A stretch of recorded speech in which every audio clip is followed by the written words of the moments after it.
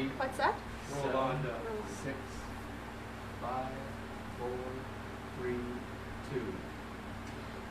Ublumi, good afternoon.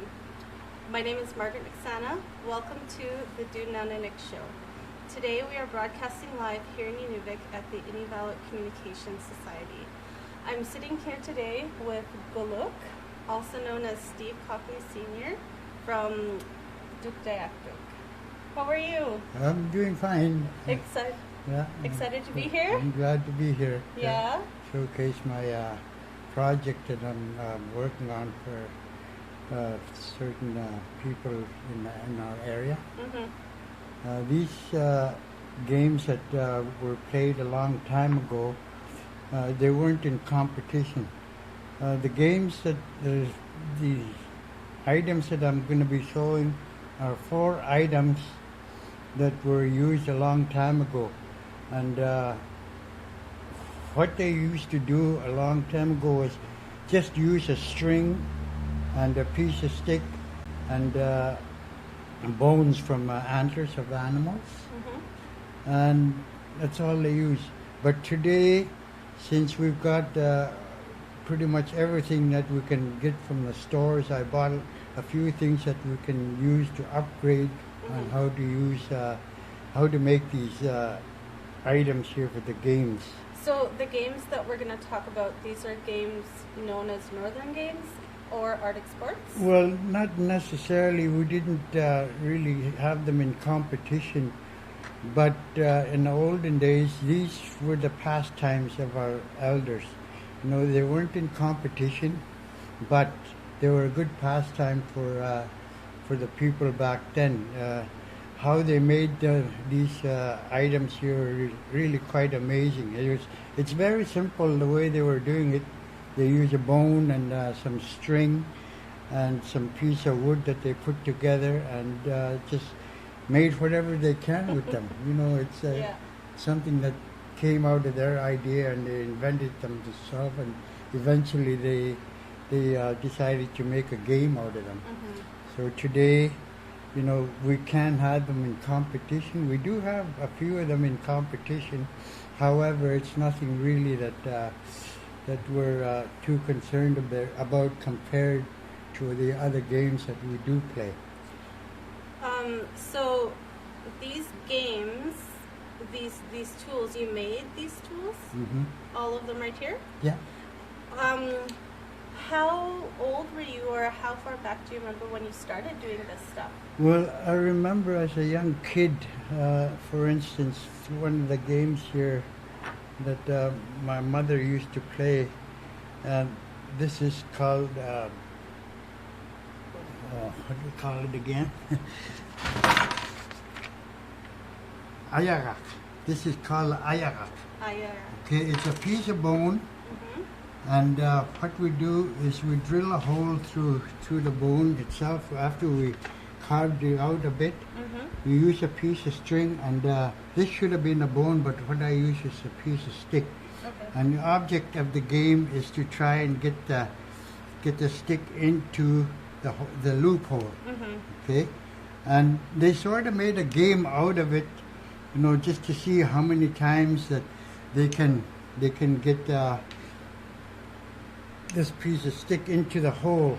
Yeah. And once it does that, there's a couple of ways that you can utilize these as a game. Mm-hmm. For instance, one of them is to try and put in as much as possible, as many times as possible, Mm-hmm. or you get a few people, 3 or 4 people around, and then you try, and if you miss, you pass it on to the other person until someone makes it. Mm-hmm. So that's one of the games that was a good pastime. This one here, it's very simple to make. It's just a piece of bone with I do have my tools here that I use, store-bought tools that are very handy. You know, with these tools, it makes it a lot faster to make. Mm-hmm. In those days, all they had was a knife, just a knife to carve it out, and you know, nothing fancy about tools that they had at that time. But nowadays, we've got it so simple that we can make them in a matter of couple hours to do. The starting project of this here event is I got a bunch of bones here that I cut off from the antlers. These are the starting points of the games here. What I do is I smoothen it out with a file and eventually with sandpaper. And once it smooths out like so. This one here I smoothed out already, and it's all ready to cut. Yeah. And eventually I make a hole there, piece of string, and I got a notch right in the middle. And what I do is I tie it to the piece of wood. And it's a very complicated game that you do, however it looks simple. Yeah. And what you got to do is you got to line up the string with the hole itself, okay? In order, you can't have it like so or like so, otherwise, you'll have a hard time trying. So you got to line it up so that it can fit into there. So that's a finished project of this year for the ayagak. It's called ayagak. Yeah. It's I don't know the English pronunciation, but just the showcase of the game itself speaks for itself. Okay, that was that one. And the next one here is called Imagloktok. Imagloktok. Yeah. Okay, this is the starting the raw product of the starting of the making of these games here. It's simply, we usually use bones from antlers, but what I'm using today is wood, branches from the willows. It makes it a lot easier and a lot faster. What I do is I drill 2 holes in here with a drill, and I use the string goes through there, and I've got these 2 pieces of wood that goes through to the string itself, and put them together. And once they're together, the finished project comes out like so. Yeah. And the object of the game is to try and make a whistling sound as you twirl it. And what you do is you start your twirl, and then you just go. It makes a real good sound once you get started. Some of these events here, you got to make sure that you're doing it properly, otherwise you'll take forever to get started. So you get it lined up, and what you do is you twirl it around, and then eventually it will twirl. This one just doesn't want to do it. Doesn't want to twirl. Yeah, it goes good at times, but Yeah. Once you get started, it just twirls around. And these are the finished product of the game itself. And it's a good pastime game that we like to play, because it's something that we always like to showcase, because Is bone easier to make it whistle? well, no, No? it's a lot harder with the bone, because it's Uneven? hard. The bone itself is hard, but you gotta have some good tools for it in order to make a proper product out of it. And that's Magluktuk. And the other game, I have 4 games here. However, I don't have illustrations of the other game itself. Maybe I'll just show you. This is the other game that we do here. It's just a piece of stick, okay? And what I do is sharpen the ends of the tips, and once you sharpen it, you get the knife here, and you just cut a little piece at the end there, so it wouldn't be so sharp. It's just flat end here, but it's pointed. And the object of the game is to try and you put it to the other to person's chin, and you push each other until the other person gives up. Now, the reason you don't make it pointed so it wouldn't Doesn't pierce puncture? through, it wouldn't pierce through your skin. Yeah. Okay, and what the person tried to do is try and get the other person to give up. So because once a pain starts, you know you got to give up eventually.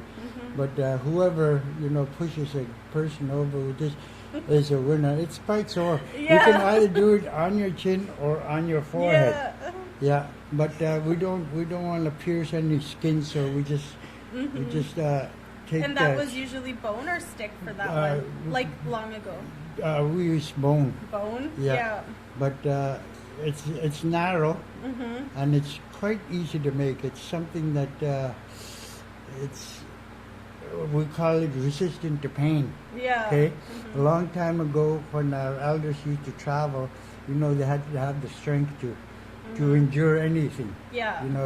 Out in the cold, Yeah. when you're freezing, or when you get exposed from the cold, or as soon as your skin gets cold, it starts to get sore. Yeah. So this one, resistant to pain, it's just exactly what it says. You try and resist the pain from hurting you as much as it would. Yeah. So that's one of the games here that we like to play. I would probably lose to that one. Yeah, well, it's it does get This quite was by sore. men, right? Did women play this one long ago? Like long Well, ago? not the hard games that they do. Yeah. I know my mother used to play this a lot, Yeah. and this one here. She But used, not the pain one. no, it's just something that they like to showcase, just to show that their that they have health. strength. Yeah. Yeah. And these projects that I have here are mainly cut off from bushes. Okay, what we used to use all the time was bone. Okay, and antlers of the bone, or bone from the shoulders of a seal or any kind of animal. For instance, for this one here, we used to use a bird's shoulder. You see where the shoulder is at? And I'll just make it like it's here's the shoulder part, Yeah. like, and what they do is they drill a hole into here, and it's a shoulder here, and there's a hole there, and they try and put it through here. Basically the same as this one here. It's just different variety of how to make it. But with I use the wood, Yeah. And one day I was wondering how can I make it simpler. And there were some people that were working across from my place. They were cutting brush, okay? They were cutting all that brush from in front of my house, and they put it on the other side of the road. And I thought, gee, are they going to throw it away? And yeah, they were going to throw it. They piled it up there. They were going to throw it away to the dump.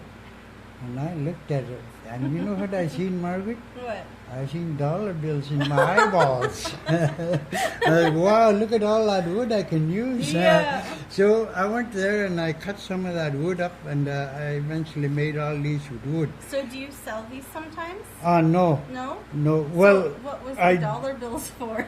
well, yeah. I did at one time made a whole bunch of these for the school. Okay. Yeah, I made all these. The first pile was for the school itself, Yeah. so I made about 10 of each, I think, or something like that.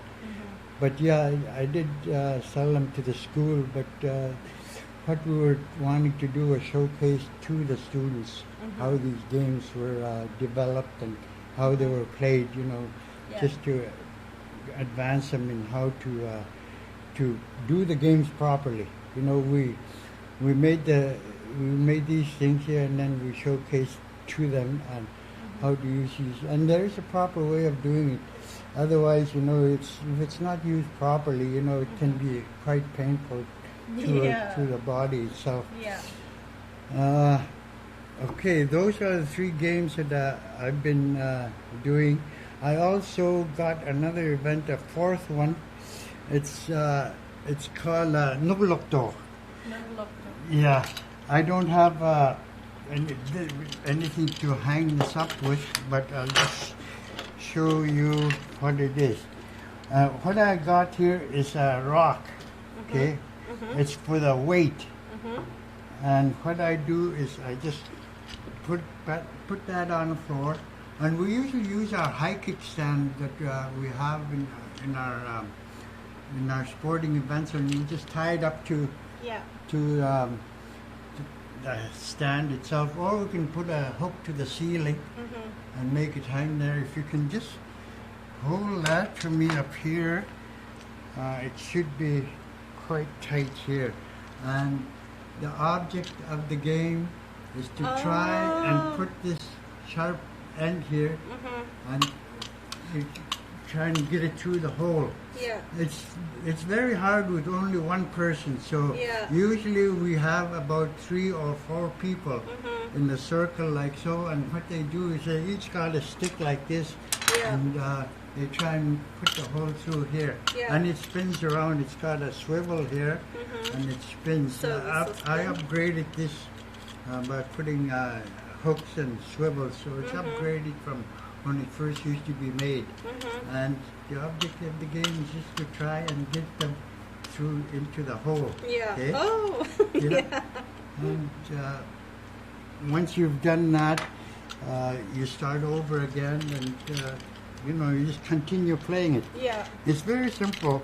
All you need is some weight, okay? A rock and string. I use a rock because it's quite heavy, and it's very firm to the floor, and you hang it to the wall, or hang it to the ceiling, or to the high kick stand. So that's the games that we play here. These starting product is I got these pieces of wood. We usually use bone. This here is a bone. Yeah. Okay, this is a starting product, which I cut. These would be bone, but these I just use a wood. But this here is a bone here, antlers, and I smoothed it out.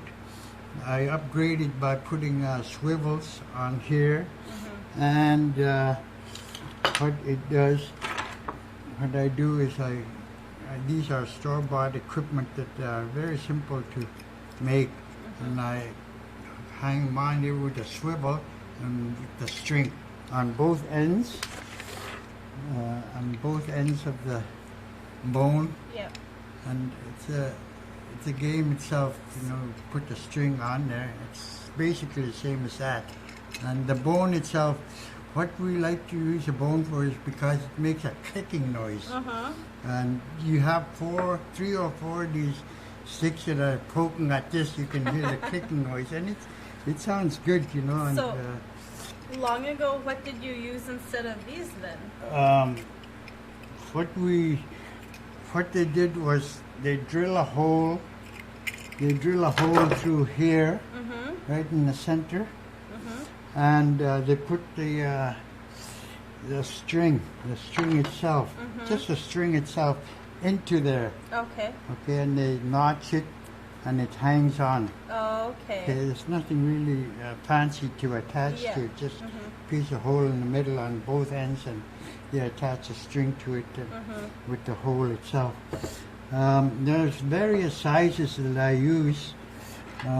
Usually they're about 2 feet long, but the shorter ones I found are a lot easier to do.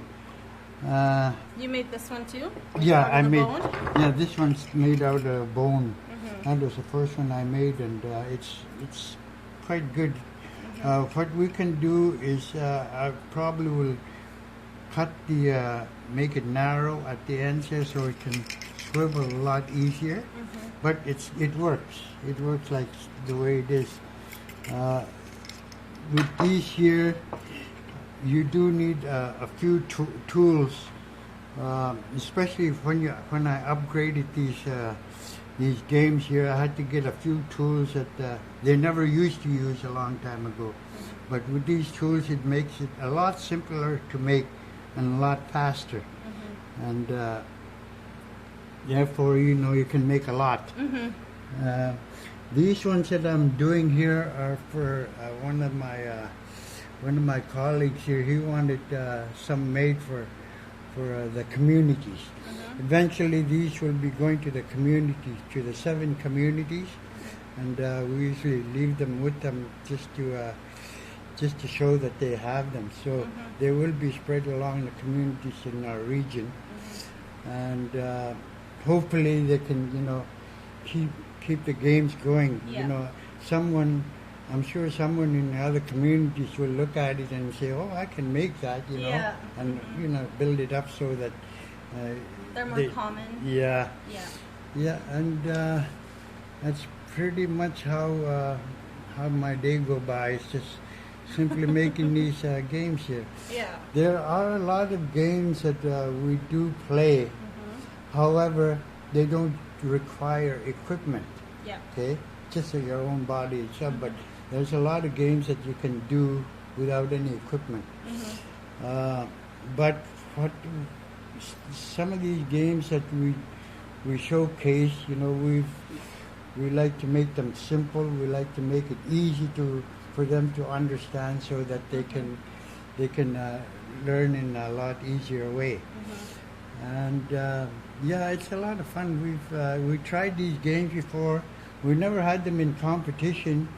However, during Arctic Winter Games or Northern Games, we take some people aside and then we just show them how these games were done. Yeah. We showcase them to the younger people because they've never seen these games before. Yeah. And it's very exciting for them once they get to learn the games and how to do it. And they like doing these. They shy away from it at first. I don't know how to do it. Well, we're showing you this is how we do it. Yeah. And eventually, you can't stop them. They want to keep going, and that's something that's really amazing to do with, especially when you're working with young kids that are serious about doing them and learning how to do these games here. A long time ago, these resistant to pain games, they're usually played by men. Okay, the women they do have their own ways of passing their time by sewing or whatever. But these ones here are games that the men used to play because they are painful at times. For instance, the lip pull. You've heard that one before. Yeah. That one was a game that they used to play just show their strength. You know how much strength they got, how much they can resist the pain and things like that. Little games like that you don't need any equipment. Yeah. But for these events, I hope we can eventually have them in competition. In Northern Games, we try and showcase as many games as possible. However, with the Arctic Winter Games, it's a little bit different. Arctic Winter Games, you're on time. You're being timed, so it's more competitive. Yeah. But Northern Games, you got all the time in the world to do them, and you showcase it to the young people, bring them inside and show them how to make them, how to do it, how to play it, and how to pass it good times with them. Yeah. Who taught you how to do these? Well, the elders that were showing these games to us, they didn't tell us how to make them. They showed us what equipment that they use, what kind of material they use, and how to just roughly how to make them. And the way that they were making them is it was quite simple because all you need is a piece of string and a piece of wood Yeah. or a piece of bone. That's all. You Mhm. know, very simple. Yeah. You make holes and then you eventually make them. And for these ones here are, like I said, they were made out of bone, everything, and they were made from different animal bones, like the shoulder part or the leg part where there's a hollow inside the bone itself. It's hollow. Mhm. Okay, that's how they used to make it. Like this one here, for instance, it would be hollow here. It'd be a lot round like that, and what they try to do is put it in through here to the hole. In a caribou? Yeah, we just upgrade it by putting it like this. Yeah. So it makes it a lot more easier and a lot more accurate to do. Yeah, it's. So when you were growing up in TAC, did you guys play this game often? Like these games often? Did you guys like just as a pastime? Yeah, in families. In Yeah. families? Yeah, Yeah. we never really had them in gatherings, you know. Well, Yeah. maybe they did a long time ago, but I know when we used to go out traveling on land with our family, I remember my parents, they used to make the simple games like this just for their pastime, and they used to play them, Yeah. you know, it's just something to do during the evenings when they're all done Yeah. work or whatever. But yeah, it wasn't anything like we had them in competition or anything. Yeah. It's just something that This they is like something that our people did Yeah. in a pastime when they're Mhm. traveling out in the land. Yeah. Today, like for instance, they got the cell phones. That's their pastime. Yeah. But yeah, these were a good pastime for the long winter nights that Yeah. they had a long time ago. So, you know, it was something that keep them going during the evening. What was one of your favorites growing One up? of my favorite was this one here. This here game. This one here. Mhm. When I first started trying this, I tried forever to try, you know. I did it a few times, Yeah. and, you know, it was my favorite one. I really liked this one here. We used to use ptarmigan bones. Yeah.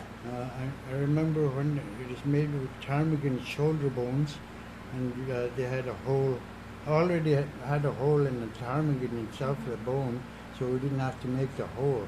All we had to tie is a string around the bone itself, and it was one of my favorite ones. Long ago, was it string or was it sinew? Sinew. Sinew. Yeah, sinew.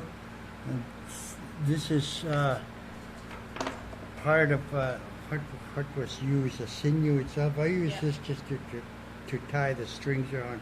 I don't use it for anything else.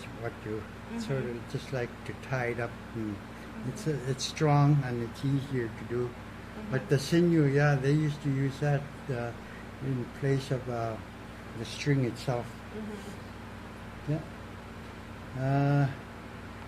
We do have a lot of other games that I would like to showcase, but I do have to make equipments for them.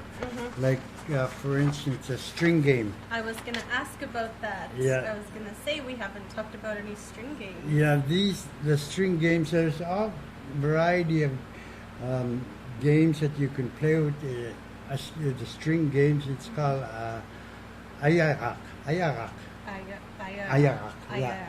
Yeah, you can make anything. You can make animals. You can make anything that you want with the string itself. You can make nets. You know, that's one of the pastimes that our elders used to like was doing the string games. And there are a few things that you can show with the string games itself. Do you know a lot of string games yourself? No, I haven't really gotten into the string games itself. I know a few things that we can make, but it's nothing really that the other people that knows better than me that they do a lot of good things with them. I can show you how to make a teacup and saucer. Teacup and saucer. Yeah. Me and my brother used to play the X. Do you know the X ones? And it just goes over and over and over. Okay. Yeah, when we would go camping in Dupka at my Nanak and Dadak's camp. Yeah. That's one thing that we used to do all the time because back then there was no internet or anything. Yeah, it's just a piece of string that you Yeah. tie both ends together, Oh, yeah. and you can have them short, you can have them long, whatever size that you want. I think this one here, I've got to tie a knot to it, and hopefully it'll hold. But I haven't done these string games myself. It's quite amazing. Do you know how to make a teacup and saucer? I know. It's quite amazing what you can make out just a piece of string itself. You know, some of them are long. Yeah. That's about all I know. And then the X game. Yeah. Yeah. And Yeah. you There's a just start variety it of like that. games that are things that you can make out of Yeah. the strings, and it's a good It was a good pastime for them. The tools that I use are sandpaper, the saw, and this is the main one that I use, my file. Yeah. I just file just to finish the product with the sandpaper. What's that on your file? Oh, this is crazy glue that got stuck in there. I had my crazy glue in there. And I thought it was to maybe put your oh thumb no, on it. I couldn't get it off, so I just okay. left it. But yeah, these are the tools that I use, the string, and here's a saw. I got a saw at home that I didn't bring. It's just here it is. This one here. That's the one I use just to cut the bones and wood. Yeah. And the hammer. And these are the swivels that I use. Store-bought swivels that I use that attach to the ends here. They're attached to the ends, and they're quite useful. And yeah, these are the drills that I use for the bigger holes, and smaller drill bits that I use for the smaller holes. So that's basically what I use to make these. I wonder if long ago people had to use a bow drill to make these holes long ago. Oh no, they just use a knife, Oh. the pocket knife or some kind of knife that they use just to carve it out. They didn't have any power tools of any kind. But I know when I was a kid, my dad used to have a standard drill where he drill a hole like a crank? Yeah, Yeah. a crank. Yeah, that was a very useful tool to make holes and. But yeah, that's pretty much what I'm doing today. These products that I make, I wanna bring them out to the people, and make them do something different during their time, their gathering. The dark time and the winter time. Yeah. It would be very nice if these things could be more common in a household. Yeah. Yeah. I found that when I do these games, I'm by myself, okay? I'm all alone at home sometimes, and I like to just grab something and just give her. Like I can spend about an hour and a half just trying to do this, or this one here. Yeah. And make it whistle. Yeah. I had this going when I had it done here. I don't know why it's not. Maybe the fans.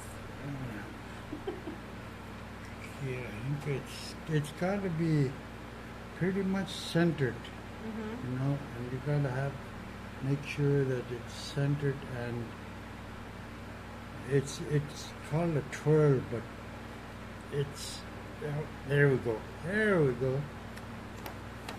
Oh yeah. Nice. Yeah.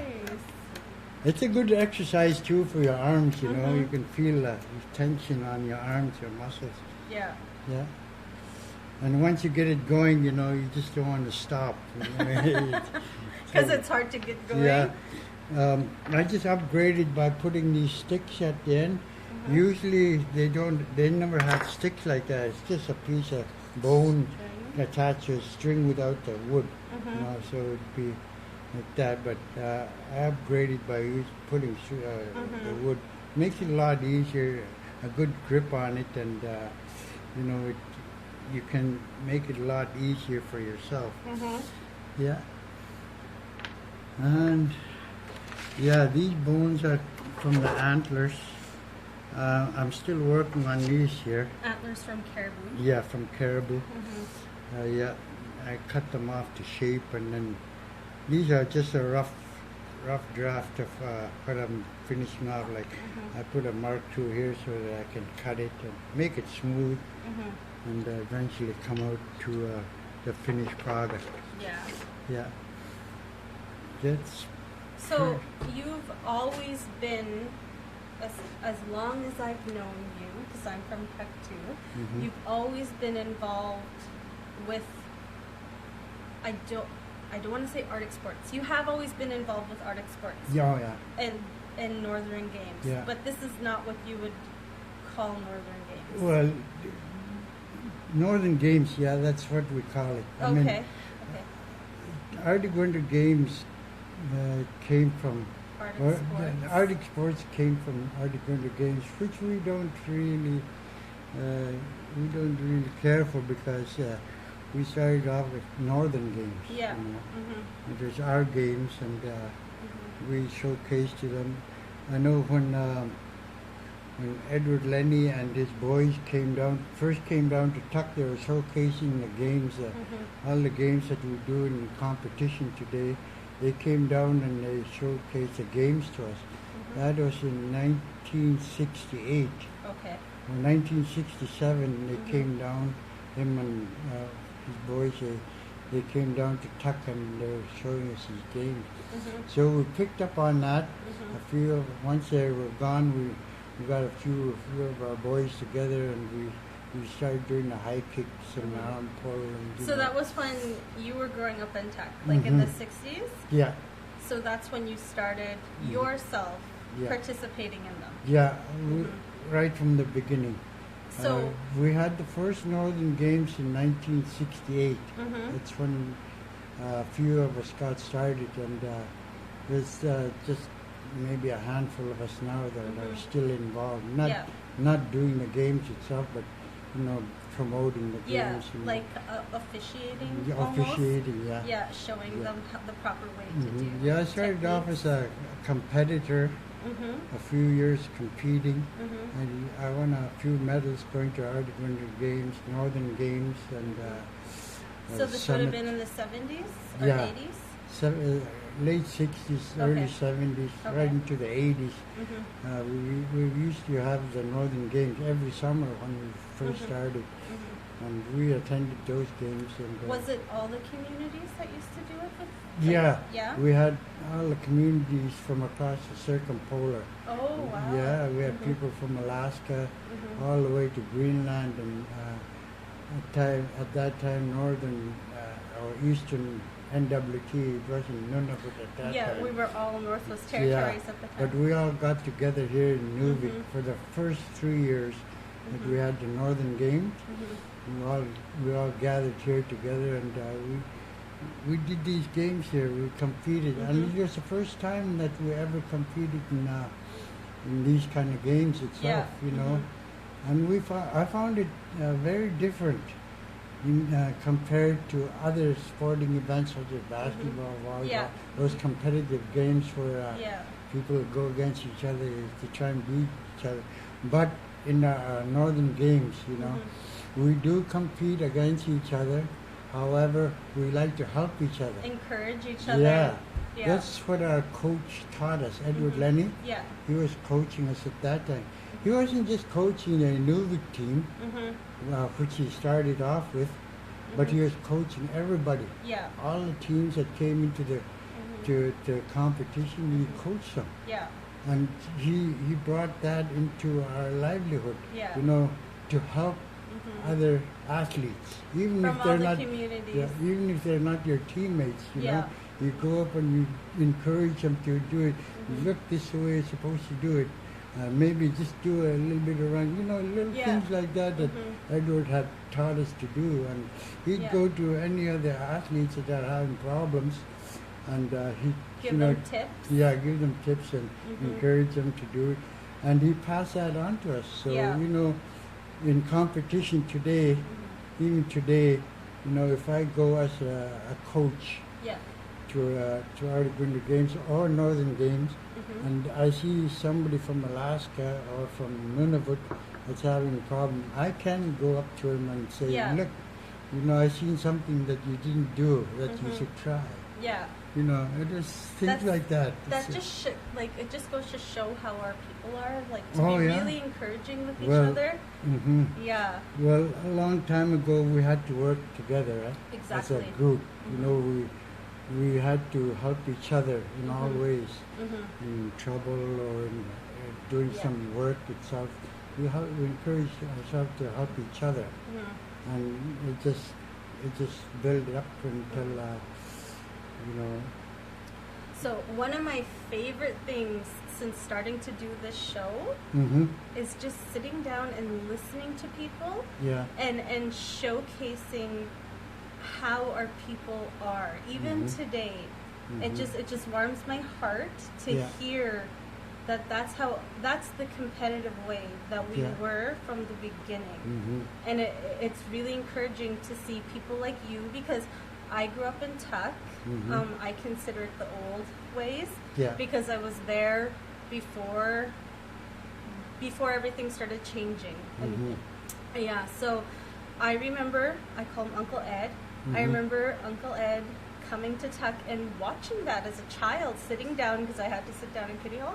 Yeah. But now I get to see you Hmm. the same way, like you and CK. Yeah. Yeah. Yeah. Mhm. Yeah, there's not very many of us left. I know there's CK and Jerry Kasoon. Yes. Mhm. We had Abel with us at one time, but he's no longer doing Yeah. the games. Mhm. He's a bit of an elderly now, so it's very hard for him to get around. So. Yeah. But he Mhm. was with us pretty much right From the till he was- beginning, also. Yeah. Mhm. So Abel, say his Yeah. last name. Tingmiak. Tingmiak. Yeah. Yeah, he was with us right from the start. I Yeah. remember him competing with him, Mhm. against him, when we first started Northern Games. Yeah. And he was good at the games. He was you know. good at the Oh games? yeah. Yeah. They were all good, you know. They were athletes of Northern Games. So, Mhm. and it was normal for us to Mhm. do these games because it was our games. Yeah. It was in our blood Mhm. for centuries. You know. That must bring a sense of pride as Oh, a yeah. kid, when you're a kid, being Yeah. able to do this. When we used to compete in the games itself, winning wasn't that important. Mhm. You know, sure it was good to win, Yeah. but it wasn't important. Yeah. Not the way that our coach was showing us. you Yeah. know. Mhm. He was showing us that the games that we were doing are for fun. Yeah. You know, Mhm. we're having fun with it. Yeah. We're not gonna cry about nothing. We're not gonna weep about losing. You know, Yeah. Mhm. it's fun. We want to have fun, and it Mhm. is. It was a lot of fun. When you were growing up, what was your favorite thing to compete in? All of the games. All of them? Yeah. Mhm. I was one of few athletes that was very fit to do all the games. Yeah. Like Mhm. for instance, a lean guy would do high kicks, Mhm. but not strength games. Yeah. You know, we had the big Mhm. hefty guys that do the strength games. Yeah. But most of the boys in our team, and Edward Lenny's boys, we did all the games. He had us doing all the games. You Yeah. know? No matter what size you were, or, Yeah. no matter if you're a beginner, he let us do it. Yeah. Therefore, we had, we had to do it Yeah. because, and we liked it. We enjoyed doing it. Yeah. And there's one word that he really taught us not to say was I can't. I can't. Yeah. And I remember saying that when I first got started. And by golly, I sure learned fast not to say that. Not to do 10 push-ups or you have to start a game and skip your turn or whatever. But he and then he tell us, there's no such thing as you can't. You try. You got to try. You're trying. If you're trying it, you are doing it. Yeah. Doesn't mean that you can't. So. And it's fun. Yeah. Yeah, and we did have some elders in our games that were very patient. Us athletes, as young bucks there, we just like to give around one to do. But just watching the elders, that they're doing the games itself, and they're not rushing, they're not excited. They do the games right, and they pass it on to us. And that's what we're doing right now. We're, for the past 4 generations now, I've been showcasing the games to the young kids. I coached a lot of the athletes. Some of them are retired now from it, but there's some that are still going. Yeah. I coached a few of them. We travel a lot. We travel pretty much right across Canada, showcasing our games, bringing the athletes to various events when we're invited. And there's no age limit, No. in some Well, competitive games. Northern games, there's no age limit. Yeah. But in Arctic winter games, there is age limit. Oh, There's okay. quite a difference between the Arctic winter games and the Northern games. Okay.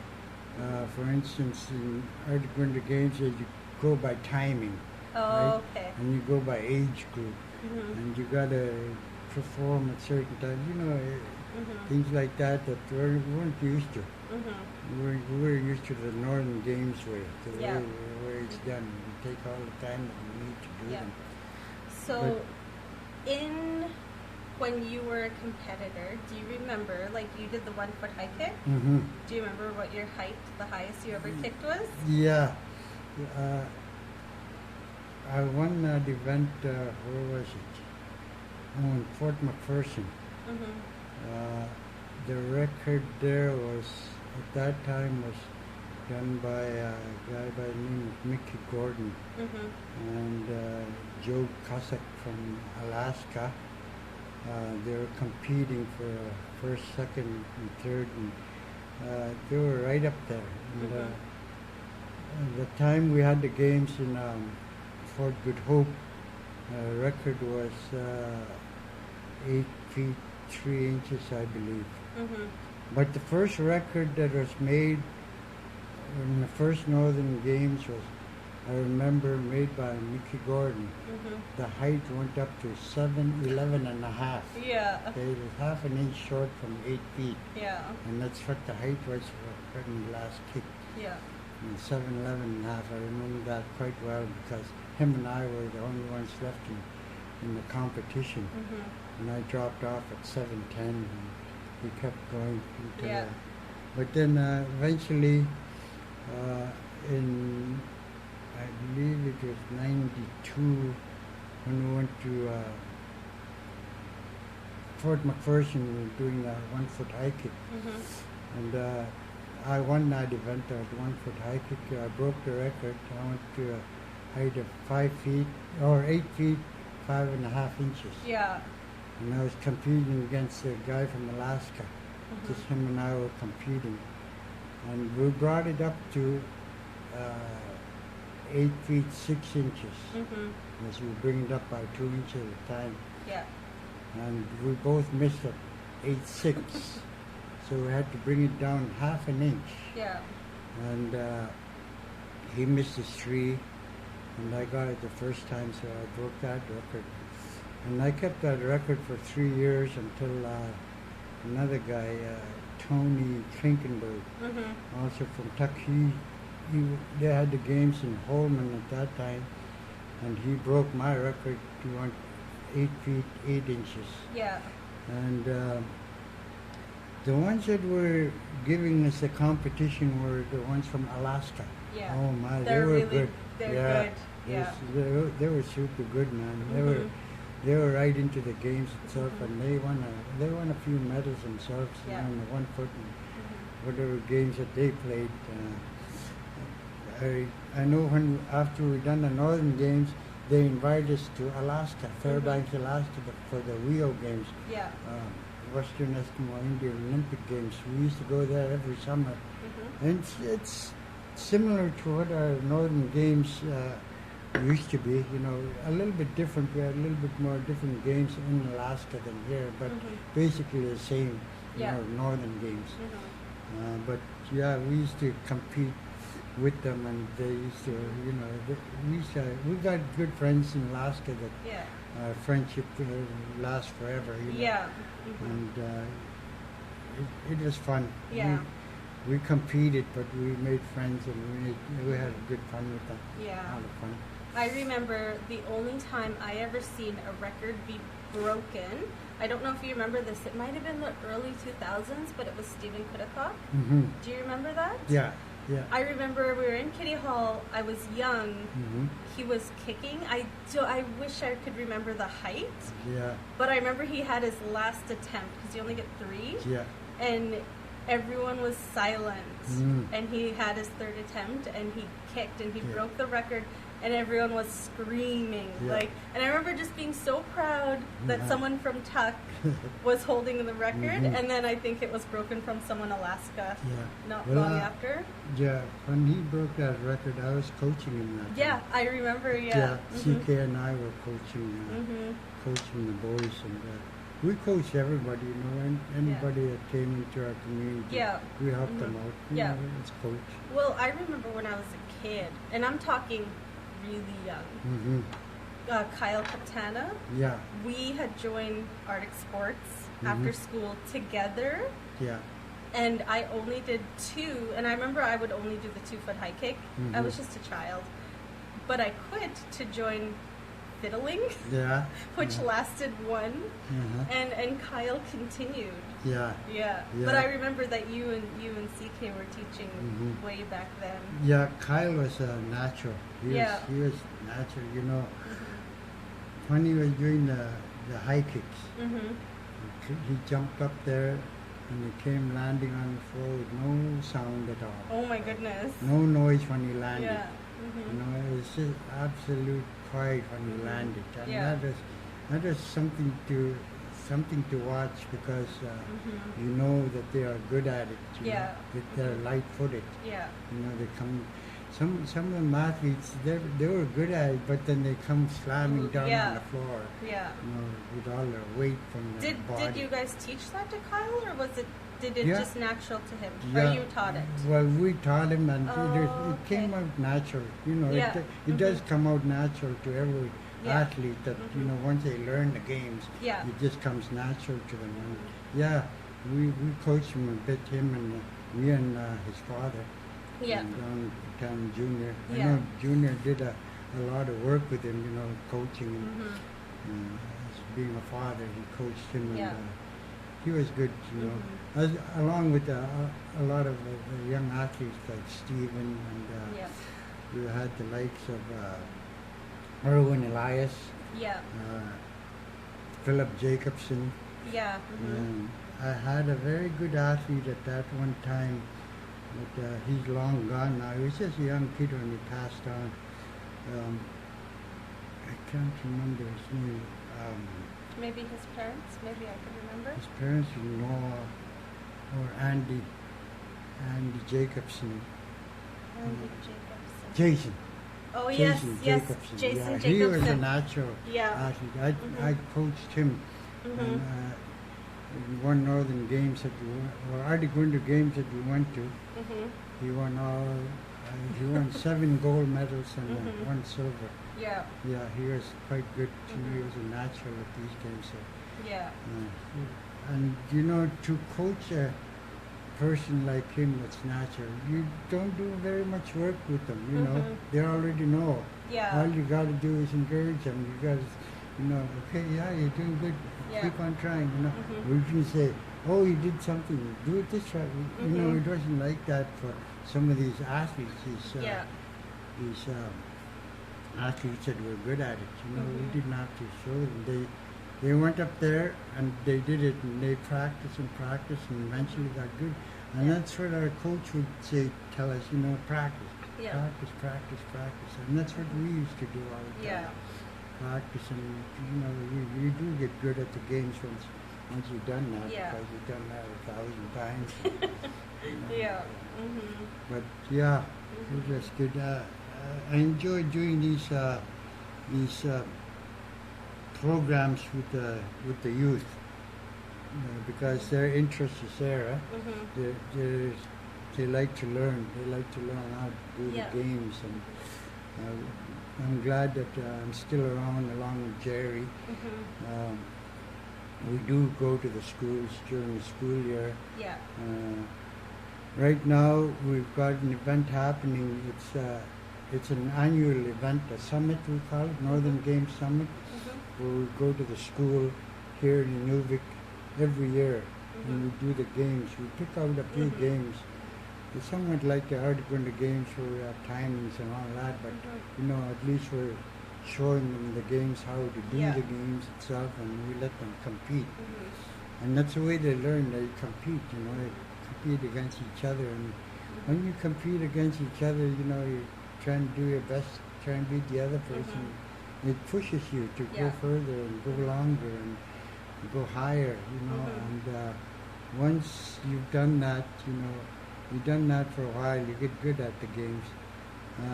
The ones that we're doing on annual events at the school, we do it here in Nubik, I believe in January, Mhm. and I think in March we go down to Yellowknife and we do the same thing in Yellowknife, Yeah. Northern Game Summit. Mhm. So that's an event that was brought up, and it will be it will be continuous throughout the year. But because of the pandemic last year, we didn't get to Yeah. do the games at the Mhm. school here or in Yellowknife. Mhm. So Hopefully yeah, that it will will be an change. annual event Yeah. we're wanting to do, and it's good, you know. The Mhm. kids like it. They like to learn new games and show off their style of doing the games, you know. And it's good. Mhm. Once you get your own style of how to do the games, you know, it only comes natural to you. Yeah. You know, you got your own style. For instance, there's one person that I met from Alaska. His one style of doing the game was running. Mhm. You know, 1 foot high kick or the Alaskan high kick. Speed was his way of doing the games. Yeah. He runs fast, and when he runs fast, he goes higher. Yeah. That was his style of kicking. Mhm. And we do have different styles. For instance, I had my own style. CK had his own style. You know, just the way we, prior to going up to the games, you know, Yeah. we like to do a little rubbing, or you know, just get focus on what you want to do. Mhm. And, you know, once you get to do it in your certain way, you eventually get good at it. Mhm. Yeah. And yeah. Okay, I will continue doing these equipment for the games. You know, I found a good project now. I will be doing a lot of these, making a lot of these for various communities and people that need it or want them. Mhm. So there are a few other items that I can make. For instance, with the antlers, you know, they got those big cup antlers on them. Yeah. You can make anchors, and you can pretty well make anything with them. Yeah. So Yeah. Well, thank you so much, Guluk, Oh, for that coming is good. in and sharing your information and knowledge on the tools and talk a little bit of like your prime when you were doing all this stuff. Yeah, I Yeah. really enjoyed hearing it and Yeah. hearing the stuff behind it. Yeah, I enjoyed it. I like this. I mean, we should get into this more often. Like, I was thinking, gee, maybe I should bring a couple of athletes. Maybe we can do something like that. Yeah, we can- demonstrations. Yeah, I can bring in a couple of athletes if you can work it out with me. Yeah. And we can showcase some of the games. As I got some pretty good athletes that can do it. And I think I'm that willing would to be do it. really good. A really good Yeah, we'll episode get to together film. one of these times and Yeah. we'll try and get something going. Yeah. Okay? Thank you for tuning in to the Tunnganarniq show. Yeah, everyone have.